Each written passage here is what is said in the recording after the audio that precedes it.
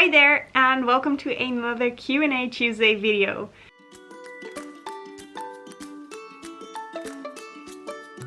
Where you ask a question and I answer it on a Tuesday.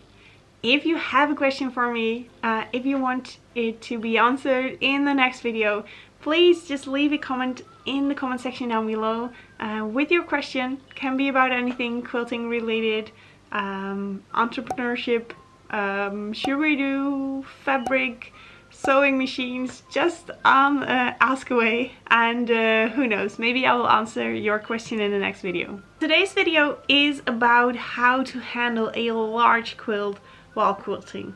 Amy asked this quilt because she had her quilt tucking at the table, so the quilt was falling off the table on her lap. And I know that can be a big problem. Well, yeah, it can be a problem when you're quilting, because that makes it so much more difficult to move your quilts. So yeah, what can you do about that, and how can you handle a large quilt when you're quilting on a normal sewing machine? So let's sketch the situation a little bit more. So you're quilting and you have a big quilt.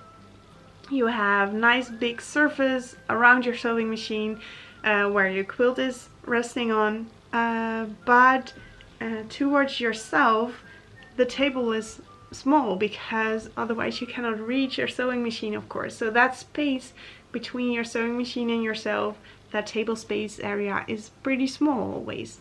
So what happens is when you're quilting, a part of the quilt will fall off the table and will land on your lap, and that will make it very hard to maneuver the quilt, because it will drag and will be it will be pulling on the table, so it's harder for you to move it.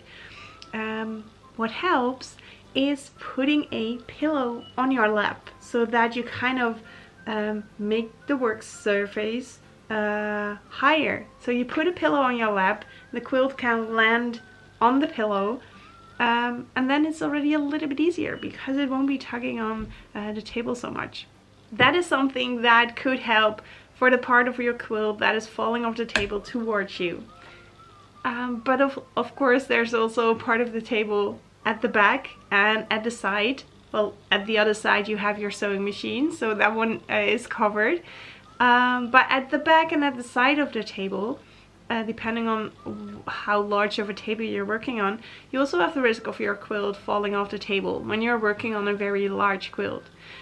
So what I like to do is to make a kind of coordinated pile on all the edges of the quilt, to make the surface of my quilt a little bit smaller.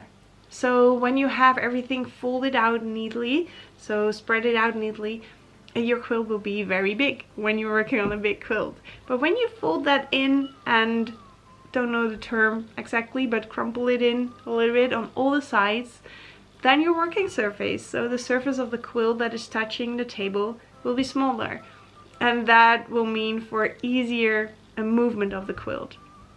And in the past I also did roll my quilt, so that you use it as kind of a parchment. So on this side you roll it in, and on this side you roll it in, and then you have those two very stiff rolls of quilt, and then you can move the quilt in the middle.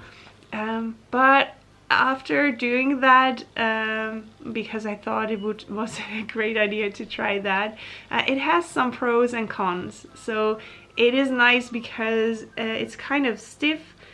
So you could even move it, moving those rolls of quilt. But on the other hand, when you try to turn your work a little bit, then those rolls will bump into your sewing machine, and it didn't give me as much as free movement as I wanted. So I'm going with the kind of coordinated piled up quilt now, because that's softer and that's easier for me to move in. Yeah, so if you want to see me do this, you could join the quilt along. So in January we're going to start a new quilt along with Bernina, and we're actually going to focus on quilting a quilt. and I'm going to give you lots of tips and tricks and answers to questions like this. So if you would like to get more information about that, please do make sure to check out sugaridoo.com/123, tree as in TREE. We will be quilting trees. That's why it's called 123.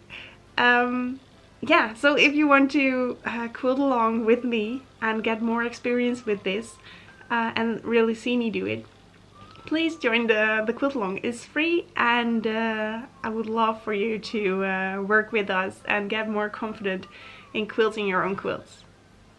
So I hope this helps a little bit with quilting big quilts. I would love to hear your tips and tricks if you have them in the comments below. So if you have more tips on how to prevent your quilt from falling off the table and how to maneuver a large quilt, just let us know in the comments so we can all learn from each other. Thank you so much, and see you next week. Bye!